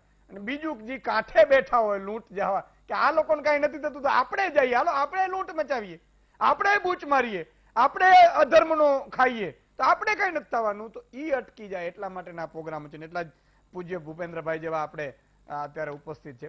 ભૂપેન્દ્રભાઈ, તમારી પાસે આવવા માંગુ છું બીજો ટર્ન કે ગીતાજીના હજુ પણ એવા કેવા અંદર એવા દ્રષ્ટાંતો છે, એનું પણ આપણે દર્શકોને વાત કરીએ. જી ઈસુદાનભાઈ, સૌથી પહેલી વાત જે આપણે ફરી પાછું અત્યારે આપણે ભૂમિકામાં કહ્યું ને મને યાદ આવ્યું, હું સીધો ભગવદ્ ગીતાના 12મા અધ્યાય ઉપર જઈશ, જ્યાં ભગવાન શ્રી કૃષ્ણ કહે છે કે એને કયા લોકો ગમે છે. અર્જુને બહુ સરસ પ્રશ્ન પૂછ્યો છે કે પ્રભુ 2 પ્રકારના ભક્તો છે, સગુણ સાકારના ઉપાસકો અને નિર્ગુણ નિરાકારના ઉપાસકો. પ્રભુએ પહેલા તો પોતાની ચોઈસ બતાવી દીધી કે જે સગુણ સાકારના ઉપાસકો છે, પરમ શ્રદ્ધાથી મારી પૂજા કરે છે, પરયા શ્રદ્ધયા, પણ પછી નિર્ગુણ નિરાકારની ઉપાસના કરવા વાળા પણ મારા જ છે. એનું કારણ એમાં પ્રભુએ બહુ સરસ રીઝનિંગ આપ્યું છે કે સંનિયમ્યેન્દ્રિય ગ્રામમ સર્વત્ર સમબુદ્ધયઃ તે પ્રાપ્નુવંતિ મામેવ સર્વભૂત હિતે રતાઃ. સુદાનભાઈ, આ શબ્દ સમજવા જેવો છે. સર્વભૂત હિતે રતાઃ, પ્રાણી માત્રના કલ્યાણમાં જે સતત વ્યસ્ત રહે છે અને એના પ્રત્યે જેમને રતિ આસક્તિ છે, જેને ગમે છે આ પ્રવૃત્તિ કરવી, રસપૂર્વક કરે છે. નોકરી કરવાની છે, કઈ લાલચ છે, મત મેળવવાના છે, પ્રસિદ્ધિ પ્રાપ્ત કરવાની છે, સન્માનપત્રો મેળવવાના છે, એટલા માટે નહીં, પણ રતિ છે એ એમનો સ્વભાવ છે. અને એવા લોકો પણ શ્રી કૃષ્ણ કહે છે કે તે પ્રાપ્નુવંતિ મામેવ, એ લોકો પણ મને જ પ્રાપ્ત કરે છે. આજના યુગમાં, વિશેષ કરીને મહામારીના યુગમાં, હું બહુ જ ફોકસ રહું છું, મારે ક્યાંય આજુબાજુની વાત નથી કરવી, વિષયને પકડીને જ ચાલુ છું. આ મહામારીના યુગમાં મહામારી જે વધી ગઈ, ફેલાઈ ગઈ, લોકોને વધારે કષ્ટ પડ્યું, એનું કારણ શું છે કે ગીતાનો આ સંદેશ માનવ ચૂકી ગયો, સર્વભૂત હિતે રતાઃ, પ્રાણી માત્રના કલ્યાણને બદલે. અને જુઓ, ભગવદ્ ગીતામાં એક સતત સૂર ચાલે છે. અર્જુને પણ ભગવાન શ્રી કૃષ્ણના ચરણે શરણાગતિ કરીને બીજું કશું નથી માંગ્યું. યુદ્ધના મેદાનમાં માગવા જેવી વાત તો હોય, વિજય હોય, સંપત્તિ હોય, સગાવાલા હોય, બધું એ તો અર્જુન પહેલેથી છોડી મૂક્યો છે. પહેલા અધ્યાયમાં જ તો કે છે, નકાંક્ષે વિજયમ કૃષ્ણ ન ચ રાજ્યમ સુખાની ચ. મારે વિજય તો જોઈતો જ નથી, મારે રાજ્ય જોઈતું જ નથી. કિમનો રાજ્યેન ગોવિંદ કિમ ભોગૈર જીવિતેન વા. એ બધાને કરવાનું શું? બીજા અધ્યાયના 7મા શ્લોકમાં અર્જુન જ્યારે પરમાત્મા શ્રી કૃષ્ણના ચરણોમાં શરણાગતિ લે છે, ત્યારે કહે છે કે મને મારું કલ્યાણ ક્યાં છે, મને કહો. યશ્રેયસ્યામ નિશ્ચિતમ બ્રૂહિ તન્મે શિષ્યસ્તેહમ શાધિમામ ત્વામ પ્રપન્નમ. મારું નિશ્ચિત કલ્યાણ હોય એ તમે મને કહો, હું આપનો શિષ્ય છું, આપના શરણે આવ્યો છું, આપને ઉપદેશ કરો. તો એ યાત્રામાં ભગવાને અર્જુનને કલ્યાણનો ઉપદેશ આપ્યો છે અને એમાં કહ્યું છે કે વ્યક્તિનું કલ્યાણ કેવળ એક જણના કલ્યાણમાં ક્યારેય નથી હોતું. સર્વભૂત હિતે રતાહ, સમગ્ર સમાજના કલ્યાણમાં આપણું કલ્યાણ છુપાયું છે. આપણે દ્રષ્ટાંતની વાત કરી, નાનકડું દ્રષ્ટાંત આપું ઈસુદાનભાઈ. એક વ્યક્તિ સમજો કે બહુ મોટો પહેલવાન છે, બહુ સારા વસાણા ખાય છે, બહુ સ્વાસ્થ્યપ્રદ ખોરાક આરોગ્ય છે, કસરત કરે છે, બધું જ કરે છે, પણ એની આજુબાજુ બધા જ બીમાર લોકો છે. કોઈ ક્ષયનો દર્દી છે, કોઈ કોરોનાનો દર્દી છે, કોઈ ટીબીનો દર્દી છે, કોઈ કેન્સરનો દર્દી છે. હવે ચારે બાજુ જો એ દર્દીઓથી ઘેરાયેલો હોય, એ વ્યક્તિ બીજા દર્દીઓની વેદનાને કે એમની બીમારીને દૂર કરવાનો પ્રયાસ ન કરે અને કેવળ પોતાના જ સ્વાસ્થ્ય ઉપર ધ્યાન રાખે તો એનું સ્વાસ્થ્ય કેટલું ટકે? ક્યારેક ને ક્યારેક તો એના ચેપ લાગવાનો છે. ભલે એ પોતાના માટે આટલો બધો પ્રયત્ન નહીં કરે, પણ બીજાને સુખી કરવાનો પ્રયત્ન કરશે તો એનું સ્વાસ્થ્ય ઓટોમેટિક જળવાઈ જશે. એવી રીતે સર્વભૂત હિતે રતાહ, આજના યુગમાં મનુષ્ય આ સર્વભૂત હિતે રતાહની વાતને ચૂકી ગયો છે. એ શું કરી રહ્યો છે? બહુ દુઃખ સાથે કહેવું પડે કે એક તરફ આપણને માનવતાના સુંદર પ્રસંગો જોવા મળે છે, તો બીજી તરફ માનવતાને લાંછન લગાડે એવા પ્રસંગો પણ જોવા મળ્યા છે, જ્યારે માણસ સમગ્ર સમાજના કલ્યાણને ચૂકી ગયો. આપણે જયારે જોઈએ કે ઓક્સિજન સિલિન્ડરના કાળા બજાર થાય, રેમડેસિવિર ઇન્જેક્શનને લોકો કાળા બજાર કરે, દવાઓ ન મળે, હોસ્પિટલના ખાટલાઓના કાળા બજાર થતા હોય, અરે એમ્બ્યુલન્સ સ્મશાને લઈ જવા માટે ત્યાં આગળ ન થતું હોય, ત્યારે આપણું અંતઃકરણ, આપણા જેવા સંવેદનશીલ વ્યક્તિઓનું અંતઃકરણ કકળી ઉઠે કે ક્યાં ગઈ માનવતા? આપણે સમસ્યાને હલ કરવાને બદલે સમસ્યાને વકરાવી રહ્યા છીએ. સુદાનભાઈ, રોજના 10 થી 12 ફોન એવા આવે કે ગુરુજી આપ કંઈક આપની ઓળખાણ લગાડો, આ હોસ્પિટલમાં ખાટલો અપાવો, બેડ અપાવો, આઈસીયુમાં બેડ અપાવો, વેન્ટિલેટર વાળી વ્યવસ્થા કરી આપો. કેવી રીતે કરીએ? આ સ્ક્રીનમાં બહુ સરસ આપ ડેવિડ થોરોની વાત કરો છો. ડેવિડ થોરો માનવતાવાદી હતો, અમેરિકાનો વિચારક, અને એ માનવતા જ્યારે આપણે ચૂક્યા. બીજું, ભગવાન શ્રી કૃષ્ણે 13મા અધ્યાયમાં ક્ષેત્ર ક્ષેત્રજ્ઞ વિભાગ યોગમાં કહ્યું છે કે અર્જુન ઇદમ શરીરમ કૌંતેય ક્ષેત્રમિત્ય વિધીયતે. આ શરીર એક ક્ષેત્ર છે. કેવળ શરીર નહીં, હું તો કહું છું સમાજ પણ, વિશ્વ પણ, પ્રકૃતિ પણ એક ક્ષેત્ર છે. ક્ષેત્ર એટલે સાદી ભાષામાં કહીએ તો ખેતર. અને એ ક્ષેત્રનો માલિક કોણ? તો ભગવાને કહ્યું ક્ષેત્રજ્ઞમ ચાપી મામ વિદ્ધિ સર્વક્ષેત્રેષુ ભારત. આ ક્ષેત્રનો માલિક હું છું. શરીર એ ખેતર છે અને ખેતરનો માલિક ભગવાન છે. બહુ સ્વાભાવિક વાત છે કે આપણે ભાડાના ઘરમાં રહીએ છીએ. લોક સાહિત્યકારોએ પણ તારે રહેવું ભાડાના મકાનમાં. તો 80-100 વર્ષ માટે આપણે ભાડાના મકાનમાં આવ્યા છીએ અને ભાડા માલિક તો ઈશ્વર છે. આ મકાનમાં કેવી રીતે રહેવું? એ માલિકને મરજી થાય અને માલિક રાજી રહે એવી રીતે રહેવાય. આપણે કોઈકના ઘર ભાડે નહીં લેતા હોઈએ અને પછી એની દિવાલોમાં ખીલા ઠોકી દઈએ અને બધા ડાઘા પાડી દઈએ અને સાફ સુફી ન કરતા હોઈએ અને મેન્ટેન ન કરીએ, લાઇટના વાયરો બધા ગમે તેમ લટકતા હોય, ભાડું બરાબર ન ચૂકવીએ રેગ્યુલરલી, તો પેલો માલિક કે આ એક દસ્તાવેજ કર્યો ત્યાં સુધી ઠીક છે, બીજી વખત તને રિન્યુ નહીં કરું. આ શરીરમાં આવીને રહ્યા છીએ આપણે, તો આ શરીરમાં કેવી રીતે રહેવાનું? માણસે જે પ્રકૃતિનું નિકંદન કાઢ્યું, માણસે પોતાના શરીરનું નિકંદન કાઢ્યું, ન શરીરનું ધ્યાન રાખ્યું, વ્યસનોનો ગુલામ બન્યો, પોતાની જે ઇમ્યુનિટી પાવર શક્તિ હતી એને ઘટાડી નાખી, ખાવા પીવાનું ધ્યાન ન રાખ્યું, જીવવાનું ધ્યાન ન રાખ્યું, ઊંઘવા જાગવાનું ધ્યાન રાખ્યું. આ બધી જ વાતો 6થા અધ્યાયમાં ભગવાને કરી છે કે યુક્તાહાર વિહારસ્ય યુક્ત કર્મસ્ય ચેષ્ટસુ યુક્ત સ્વપ્નાવબોધસ્ય યોગો ભવતિ દુઃખઃ. આપણી આખી જીવનશૈલી કેવી થઈ ગઈ? અને એના પરિણામે આ નાનકડી એવી મુશ્કેલી પણ જે હતી એ વિરાટ થઈને આપણી સામે આવી. એમાં આપણું યોગદાન છે એ સ્વીકાર કરવું પડશે. મેં જે પહેલા મારા પ્રવચનમાં મારે જે સૂચના તેમાં પણ કહ્યું કે સ્વીકાર આ બહુ મહત્વની વાત છે. અને ભગવદ્ ગીતા આપણને આ શીખવે છે.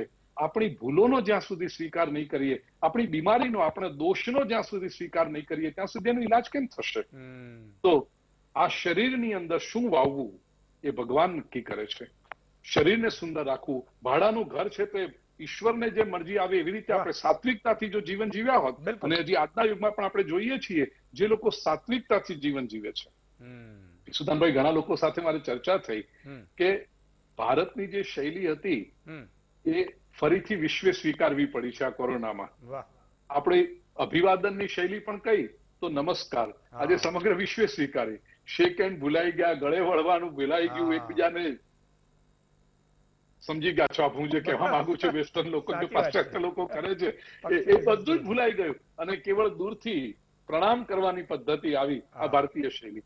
આપણે રોજ સ્નાન કરીએ, દુનિયાભરમાં ક્યાંય આ પદ્ધતિ નથી. હું તો ભગવાનની કૃપાથી શ્રી કૃષ્ણના શાસ્ત્ર, ભાગવત, ભગવદ્ ગીતા, રામાયણ, ઉપનિષદો લઈને સમગ્ર વિશ્વમાં વિચરણ કરું છું અને અનેક સમાજોને નજીકથી જોયા છે.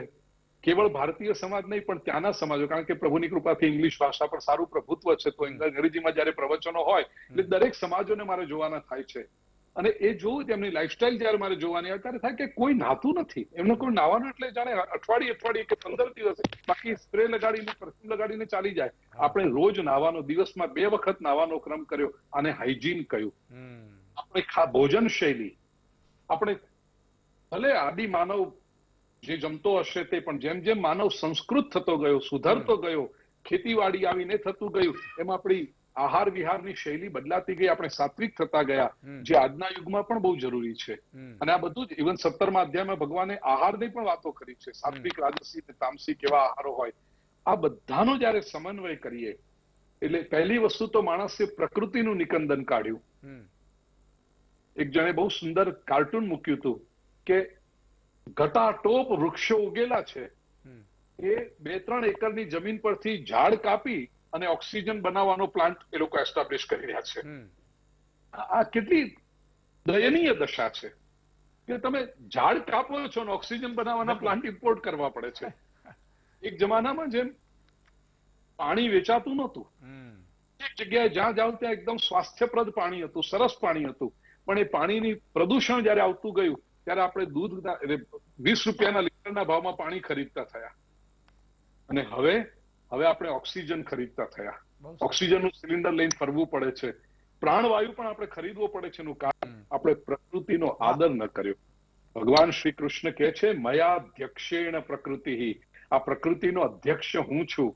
દરેક વિભૂતિ યોગનું તમે દર્શન કરો, અત્ર તત્ર સર્વત્ર વ્યાપેલા પરમાત્માની જો અનુભૂતિ કરીએ તો પ્રકૃતિને, આજે માતૃદિન અમારા રામેશ્વર બાપુએ યાદ કર્યા અને રણજીતભાઈએ પણ યાદ કર્યો માતૃદિનને. પ્રકૃતિ એ માં છે અને એ માને જો આપણે સમજી શક્યા હોત, માની સેવા કરી શક્યા હોત. અને સૌથી મહત્વની વાત પ્રિય સ્વજનો, શરીર જુદા છે પણ આત્મા એક છે. માણસની વચ્ચે રહેલી માણસની લાચારીનો ફાયદો ઉઠાવી પોતાનું પેટ ભરવાની વૃત્તિ, એ આસુરી વૃત્તિ જો આપણે કાઢી નાખી હોત, 16મા અધ્યાય વારંવાર યાદ કરો છો સુદાનભાઈ, દૈવી સંપત્તિ અને આસુરી ગુણો, એ આસુરી યક્ષ્ય દાસ્યામી મોદિશ્ય ઇત્યજ્ઞાન વિમોહિતા, હું કોણ રોકી શકે એમ છે, પૈસો મારા હાથમાં આવી જાય પછી તો ગમે તેને હું ફોડી નાખીશ, જે ધારું તે કરી શકું, આ રાક્ષસી વૃત્તિ છે. નો ગુલામ જયારે માણસ થયો ત્યારે માણસનું પોષણ કરવાને બદલે એ પોતાના સ્વજનોનું શોષણ કરવા લાગ્યો.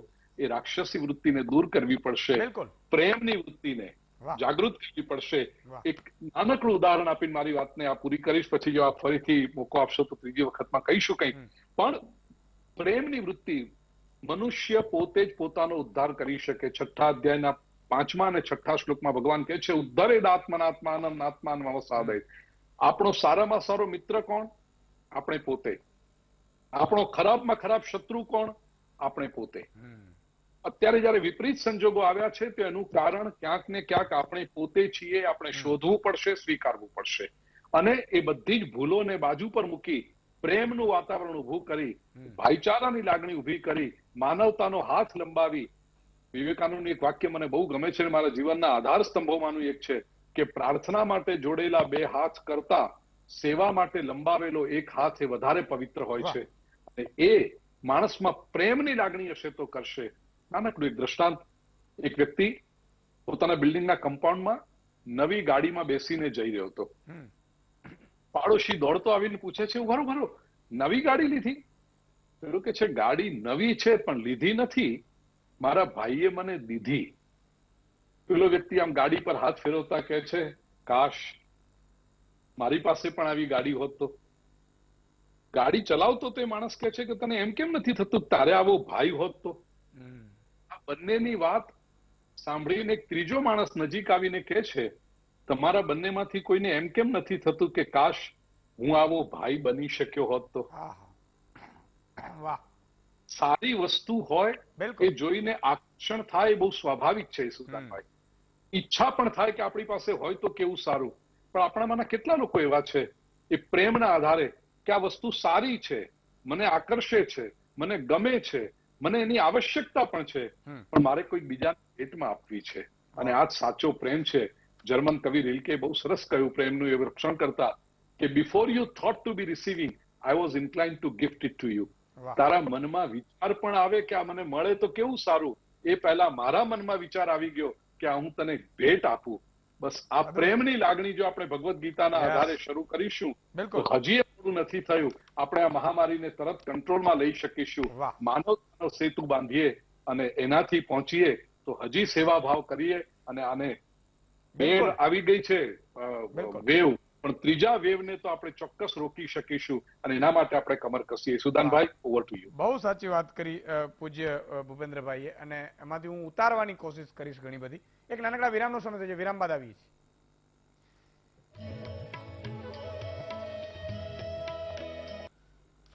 વિરામ બાદ ફરીથી આપનું સ્વાગત છે.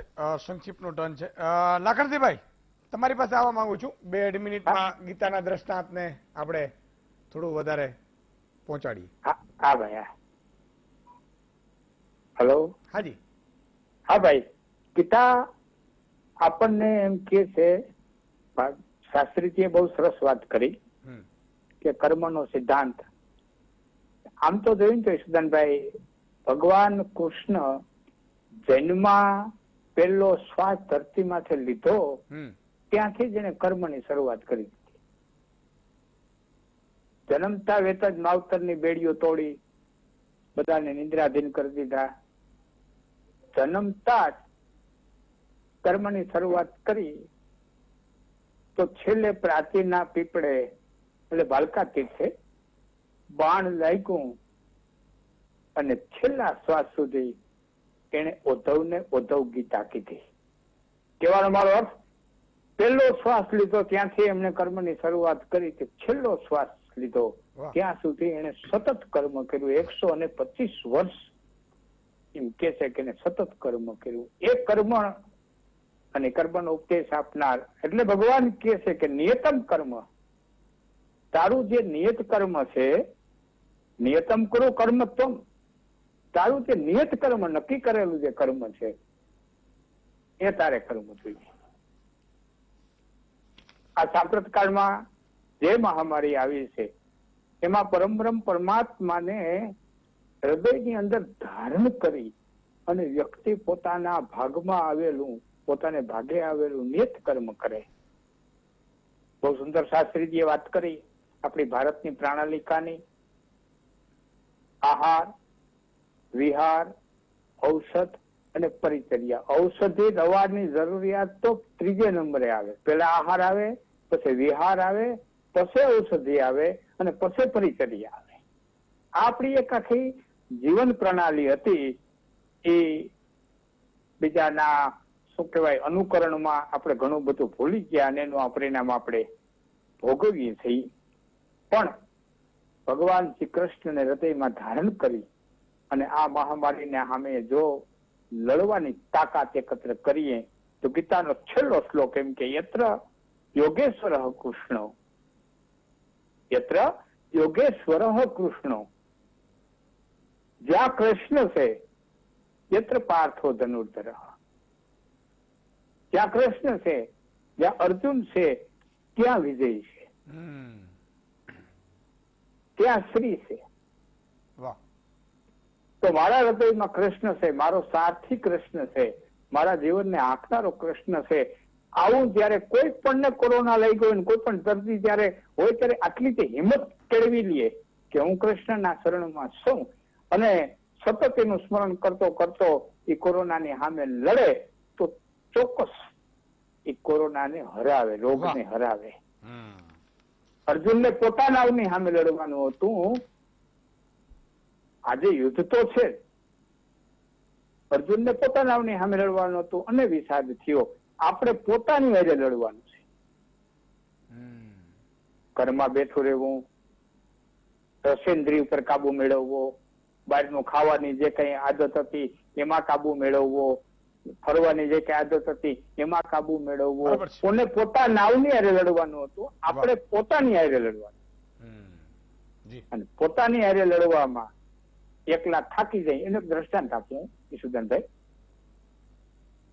એક છોકરાને એના બાપુજીએ કીધું કે આ ગુંગળ હકેલી લે. એટલે મીંડો હકેલો, આપણે આમ હકેલે તો આમ બીજું જાય, આમ હકેલે તો આમ બીજું જાય.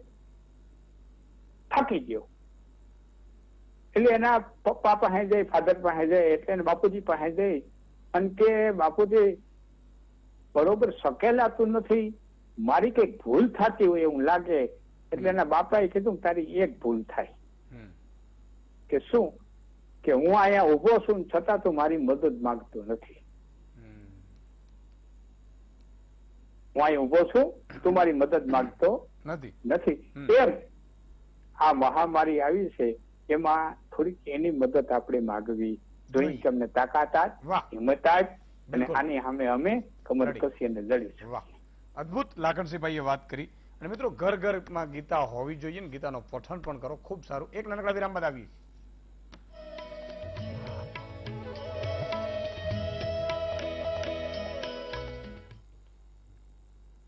વિરામ બાદ આપનું સ્વાગત છે. રામેશ્વર બાબુ, છેલ્લે 1 મિનિટ આપ કઈ.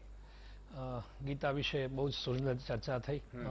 મને ભૂપેન્દ્રભાઈના શબ્દો યાદ આવે કે અમુક લોકો નાતા નથી સ્પ્રે આપીને સુગંધ આપે છે. પણ ભૂપેન્દ્રભાઈ, એ વાત સાચી છે, પણ હમણાંથી શરૂ થયું કે નાતા નથી પણ અહીં તો નાયેલા લોકો નવડાવે છે બીજાને.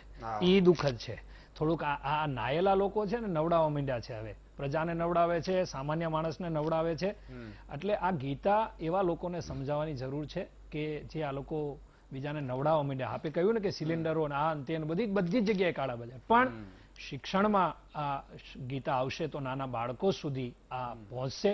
ભૂપેન્દ્રભાઈને યાદ કરવું કે આપણે ગીતા વિદ્યાલય જોડિયાના બાળકો પણ બાલ્ય આપ તો ત્યાં અવારનવાર પ્રવચનો પણ આપો છો, તો ગીતા વિદ્યાલય જોડિયામાં નાના નાના બાળકો પણ ગીતાના શ્લોક બોલે છે. આપણે ત્યાં 18 અધ્યાયના બધા શ્લોકો આરસમાં લખેલા છે જોડિયા ગીતા વિદ્યાલયમાં. એટલે આપણે પહેલા એ કરવું પડશે કે આપણે ગીતાને સમજવા માટે આપણા નાના બાળકથી આપણે શરૂઆત કરવી પડશે. તો મને એમ લાગશે કે બીજમાં જ આ ઉપાશે તો આપણે આ મહામંથનો કરવાની જરૂર નહીં પડે. ગાદી સુધી એની જાતે જ એ ગીતા પહોંચી જશે. પૂજ્ય સૌ ચરણોને મારા પ્રણામ. આજનો સંદેશ બધે સુધી પહોંચે અને ખાસ કરીને જ્યાં પહોંચવાનો અહીંયા પહોંચે એવી સાધુ તરીકે એક વિનંતી કરું છું. બિલકુલ મિત્રો, શરૂઆતમાં રાજાઓ જયારે બનવાનો હોય ને પેલા ઋષિ મુનિઓમાં આશ્રમમાં ભણે, વિદ્યા લે, પછી રાજ કરે. રણજીતભાઈ જી, આજના સમયના કાળા બજારિયાઓ એમના માટે છેલ્લી 1 મિનિટ જે મારી પાસે છે એ મારી લોક સાહિત્યની બોલીમાં કહી દઉં તો मद ना कर मन में मिथ्या धन में जोर बदन में जोबन में सुख है सपन में जीवन क्षण में चपला धन में छन छन में तदवैर वतन में देह धरण में अन नाहक इनमें तरसाना चित चेत सयाना फिर नहीं आना अन जग में आखर मरी जाना. अढળક संपत्ति कदाच लोकोने लूटी अने भेगी करी लीधी हशे तोय कर्मनो सिद्धांत जो कृष्णने न छोड़तो होय तो मने अने तमने तो नहीं ज छोड़े. कृष्णे जन्मता वेत ज्यारे वसुदेवजी एने टोपलामां लई अने जाता हता त्यारे कालिंदीना नीर उछळता हता. आपणे बधाने खबर छे पोताना जमणा पगनी एडी पानी ए अडाड़ी अने जमनाना नीरने शांत करी दीधा. आ चमत्कार, आ कर्म बाळपणमां एमणे करेલું એનો ભોગવટો એમણે પ્રાચીના પીપળે ભીલના બાણથી પડ્યો. વિદ્વાનો છે મારી સાથેના સૌ વક્તાઓ બધાને ખબર છે કે એ જ પગની પાણીમાં, એ જ પગની એડીમાં એમને પારાધીનું બાણ લાગ્યું અને એમણે પ્રાણનો ત્યાગ કરવો પડ્યો. શરીરનું એક અંગ, પૂર્ણ પુરુષોત્તમ કૃષ્ણ પરમાત્માના શરીરનું એક અંગ એ જો કુદરતથી વિપરીત કામ કરે તો એને જો એ ભોગવવું પડતું હોય તો આજના આ કાળાબજારિયાઓ જે કોઈ પણ છે એ અત્યારના સમયમાં કદાચ ક્ષણિક લાભ માટે થઈ અને આ અકર્મ કરતા હશે તો એને ભોગવવું પડશે. એ આ ગીતાનો સિદ્ધાંત છે. સુદાનભાઈ, વાહ, અદ્ભુત. સમયનો અભાવ છે એટલે પરમ પૂજ્ય ભૂપેન્દ્રભાઈ, પરમ પૂજ્ય લાખણસિંહભાઈ, પરમ પૂજ્ય રામેશ્વર બાપુ અને રણજીતભાઈ તમામનો ખૂબ ખૂબ આભાર. જોડાયા મિત્રો આવા કાર્યક્રમો એટલા માટે કે મને ખબર છે કાયદાઓથી આ લોકો ડરશે નહીં. જો ધર્મમાં માનતા હોય, જ્ઞાનમાં માનતા હોય અને કદાચ કોઈ ખોટે રસ્તે જતા અટકે તો અલ્ટિમેટલી તમારું ને મારું ભલું થાય, આપણા માટે થાય, એટલા માટેના આ વાત છે. અને ગીતાજીનું વાંચન ન કર્યું તો કરજો મિત્રો. કર્મનો સિદ્ધાંત એ જિંદગીનો લાસ્ટ તમારો હોવો જોઈએ. અને આજે નહીં તો કાલે, આજે તમે નહીં માનશો તો કાલે બે લપડાક ખાઈને માનવું પડશે, પણ માનવું ચોક્કસ પડશે. આવતીકાલે વધુ